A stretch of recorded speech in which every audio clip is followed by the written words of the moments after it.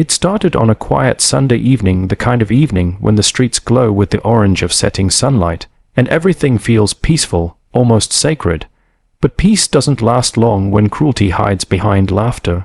At a small roadside cafe, an elderly couple sat together, their wrinkled hands intertwined, sharing a simple meal of tea and biscuits. They weren't rich or flashy or powerful, just two souls who had weathered life's storms and found warmth in each other. The man's trembling hand lifted the teacup, his wife's gentle eyes watching him with love that only decades can build.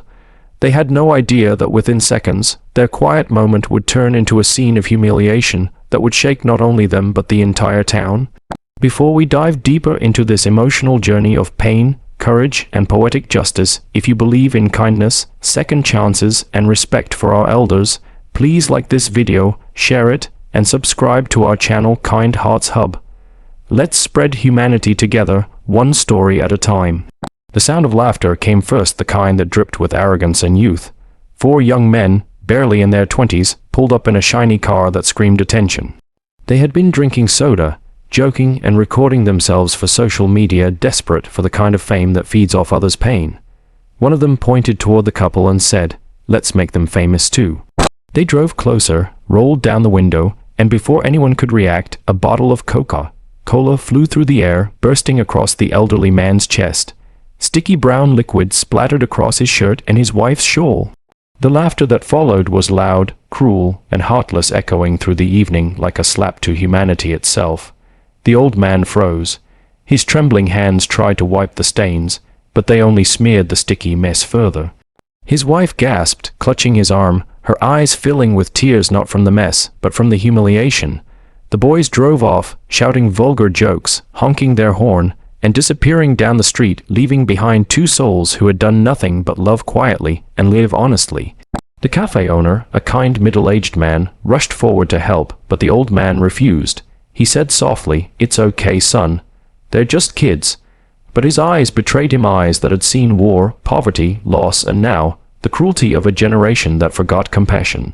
What the world didn't know was that this gentle old man and his wife were the proud parents of a Navy SEAL, a man who had served his country in silence, risked his life in faraway lands, and carried the scars of battles most people couldn't imagine. His name was Ethan Cole, and though he wasn't there that evening, fate had a way of making sure every action finds its answer. The next day, the video went viral. The young men had uploaded it with the caption, "Coca-Cola challenge with grandpa face with tears of joy." It spread fast, drawing thousands of laughing emojis and heartless comments, but buried among the laughter were a few who recognized the couple.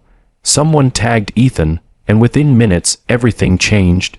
Ethan was stationed overseas when the message came through. At first he didn't believe it. He thought it was just another cruel internet prank, but when he opened the video his heart stopped. There was no mistaking that trembling hand, that faded blue shirt, or that look of silent pain in his father's eyes. Ethan watched the clip again and again, his blood boiling, his fists clenching tighter each time. The discipline that years of military service had built began to crumble under the weight of rage and heartbreak. He didn't sleep that night. He booked the earliest flight home, each mile closer sharpening his resolve. When he arrived, his mother opened the door with tears in her eyes, but instead of anger, Ethan hugged her tightly. He knew that violence wouldn't undo the pain, but silence wouldn't heal it either. He decided that justice had to come not through revenge, but through truth. Ethan went to the police with the evidence. The local officers, shocked by the viral outrage, assured him they'd take action. But bureaucracy moved slowly, and the boys' sons of wealthy businessmen thought they were untouchable. They posted another video, mocking the backlash. They laughed at the idea of being punished. One even said on camera, "Who cares? It's just a Coke."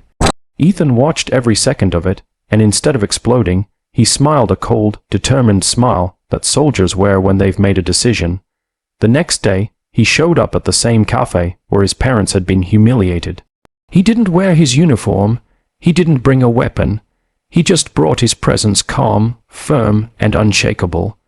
As luck would have it, the same boys drove by again, laughing, playing loud music. But this time, They didn't find frail old hands at that table, they found Ethan. The moment they saw the resemblance, something shifted. Ethan stood up slowly, his eyes never leaving theirs. He didn't yell. He didn't threaten. He simply said, "You threw coke at my parents. Do you know who they are?" Silence fell. The air around them thickened with guilt and fear. "They are the reason I fight for this country," he continued, his voice steady. "And you," he looked each one of them in the eye, "are the reason it's becoming harder to love it." Word spread quickly. The cafe customers had recorded the moment, and this time, the internet saw something different, not cruelty, but courage. The video of Ethan confronting the bullies went viral, but instead of laughter, it brought tears. People commented apologies, messages of support, and words of shame directed at the young men. The police, under pressure, arrested them for public harassment and assault. Their social media fame turned into public disgrace overnight. But Ethan didn't stop there. He asked the judge for a special request: community service, not prison. He wanted them to spend every weekend cleaning elderly homes, serving food at senior centers, and listening to the very people they had disrespected. The court agreed. What began as punishment soon became transformation.